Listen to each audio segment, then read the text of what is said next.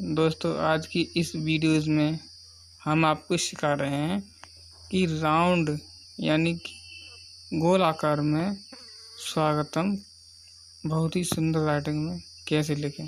दोस्तों वीडियो देखने के बाद आप भी बहुत ही आसानी के साथ लिखना सीख जाओगे। नमस्कार दोस्तों, मेरा नाम है प्रवीण कुमार और आप देख रहे हैं आपका अपना यूट्यूब चैनल पेंटर प्रवीण। दोस्तों अगर आप इस चैनल पर नए हैं तो कृपया करके चैनल को सब्सक्राइब कर लीजिए और बेल आइकन को घंटे को दबाना बिल्कुल ना भूलिए। दोस्तों वीडियो अच्छी लगे तो लाइक करिए, कमेंट करिए और कमेंट करके बताइए हमें कि वीडियो कैसा लगा। धन्यवाद।